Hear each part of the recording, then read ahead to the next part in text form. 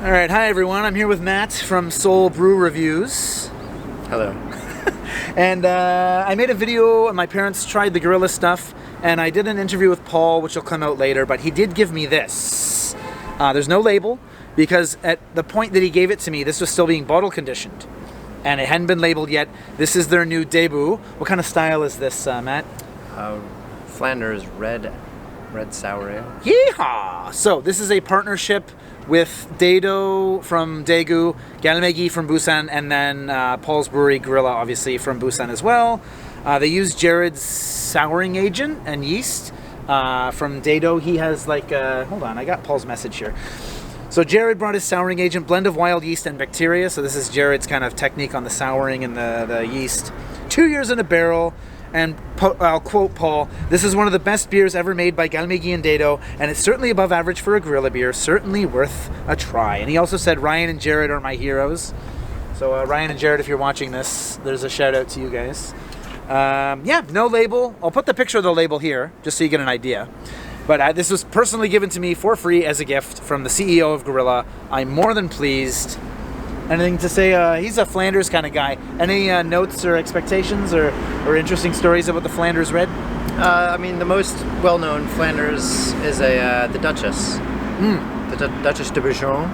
And it's going to be obviously sour, a little bit of maybe balsamic vinegar taste, or I don't know.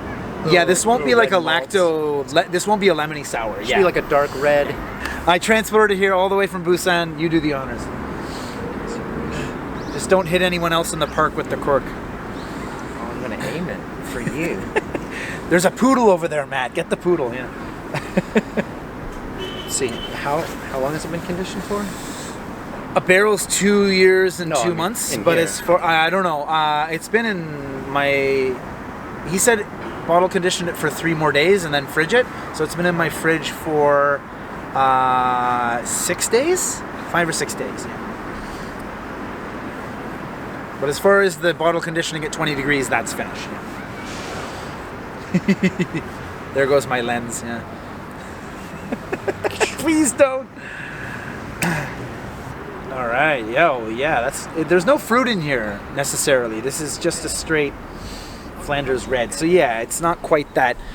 I get a lot of fruited sours in my videos, but this is more of a standard orangey kind of coppery. Oh, that's yeah, fantastic. Has that, not metallic, but yeah, that metallic-y kind of. I don't know how much this costs. It's probably, I don't even, actually I don't know. I don't want to guess. I'd say at least 30. Oh, maybe, yeah, it's hard to say. The Jannabi I bought is 50. This is 7.7% alcohol, by the way. I should note that. Wow. It's not as acetobactery as I expected, which is not a bad thing. Woo! But it's still, again, it has that vinegariness that Matt mentioned, yeah.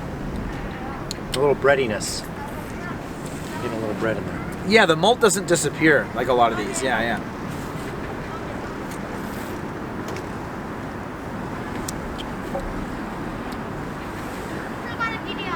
There's almost like a carameliness to it too, yeah. Like in texture and a little tiny bit in flavor too.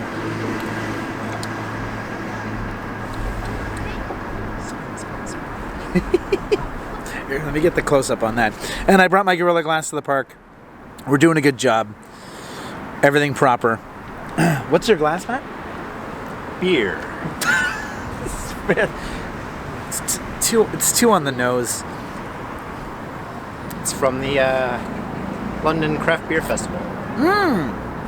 So you'd take that around and then you'd get little pours here and there? There's a taster line. Okay, yeah. And then if you want a full third pint, there's a third pint. A full third pint, I like that. A lot of the breweries in the UK do that. They pour 1/3 or 1/2 pints. Because if you say a full pint, it's 568 mils. Yeah. They measure it differently there. Yeah. Yeah, I was stupid in my video with my parents. I got 2 flights with the same beers in them, so they could both have them. Yeah, I saw that. I was like, why did I do that? Like about halfway through, and then when they didn't like the sour, I went, I should have gotten 8 completely different beers. Yeah. Yeah. I wasn't thinking. That's the whole point of a flight, right? get different beers. Also, I started with the raspberry wheat, which they loved, and then everything else was not bad, but everything else could only... For them, yeah. They really did love that. 8 3/4. I haven't had it in a while. Again, it's hard to get up here. Like their standard, their standard ones are hard to find up here. Do they bottle that one? That too. Yeah, I didn't see it in the fridge. Yeah.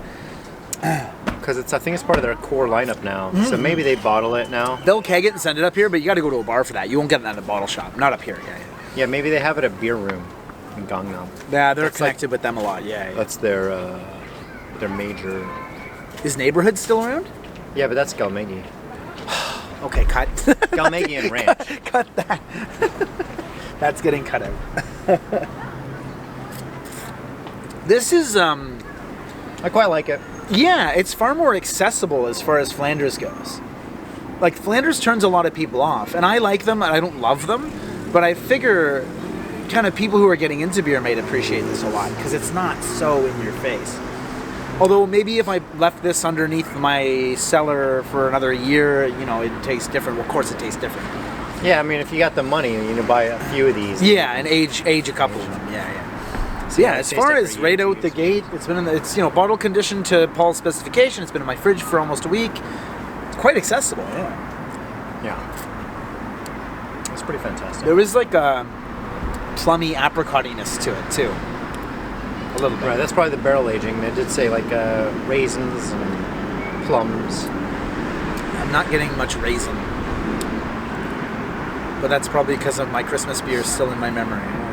Where I literally used raisins. Maybe it was just too cold. It's just like...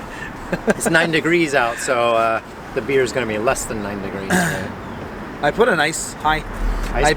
Yeah, in my bag. No, you shouldn't have done that. It was on the subway. We all know Seoul and their subways. We like to keep them at like 30 degrees.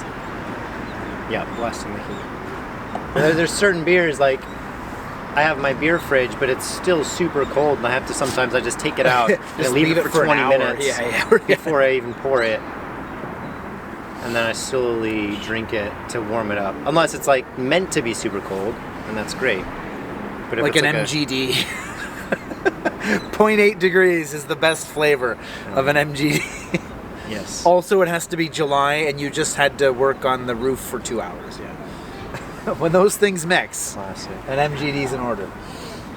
There's proof. There's your proof that it's a gorilla. There you go.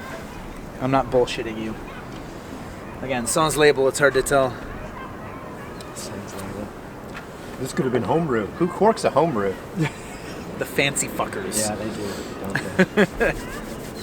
they? Anything else to add about the Flanders? Keep making them. I think this might be the first, or at least one of the first Korean breweries that's made of Flanders. So good point. Good on you guys. Yeah, I'm racking my brain. More of these. I'm racking my brain trying to figure out if I don't think so. Yeah. So all you Gyeongsang Busan boys, well done. Yeah. Problem is, it takes a lot of space to age these for 2 years. So. Yeah, like I'm trying to figure out the profitability of the barrel programs. Well, that's why they cost so much. That's the only way they can make it profitable. Like I'm just trying to figure out the demand. I mean, I'd have to ask. That's why a lot of breweries are out in the countryside, right? It's because of space. Oh, can you imagine opening like a 25,000 liter fermentation capacity in You have to like build it up on even Fred's is on the river in the middle of nowhere. Daejeon, yeah. Right. And Daejeon's not a huge place anyway, but it's still, even in Daejeon, it's tucked out of the way in the middle. As far as Daejeon goes, the middle of nowhere, Daejeon. Do they have barrel aged stuff from the range? I'm just speaking from but I'm just speaking as fermentation capacity goes. Yeah. Yeah, even Grilla. When I went to the Gwangali location, that whole first floor is a cafe now, and they've moved like well out of the city. Yeah. You know that little spot under Gorilla, where just the left hand side. Yeah. That used to be their original brewery. That's what I mean. Yeah, it's like a little crepery, brunchy thing now. Then they moved. Then they shut that down and just had that be the brewery itself. And then they opened up the second floor. And then eventually they moved their brewery outside of the major city of Busan, up a little north. And that downstairs they did like a 6-month project called Beer Shop. What was that? It was just a bottle shop. Okay. With like 5 or 6 breweries from around Okay, so Korea. it wouldn't just be Gorilla then. No, Okay. like Gorilla, Playground, Chill Hops, and Hey, you might a as few well. others. There's, people want all sorts of stuff. You might as well sell it and take the dollar profit on each. Right, can, and they had right? good Yeah. food too, and they were open earlier than Gorilla, and so it was really nice to go there. And then eventually they shut that down, but I think they must have got a lot of positive feedback, so they reopened Beer Shop in Samyeon. It's February 23rd. I'm editing this video right now, and turns out I'm going to Beer Shop on Saturday, the 25th. So little did I know when I was making this with Matt, this is like a week and a half, 2 weeks ago, I'm going to go there. And so there will be a video on that coming later.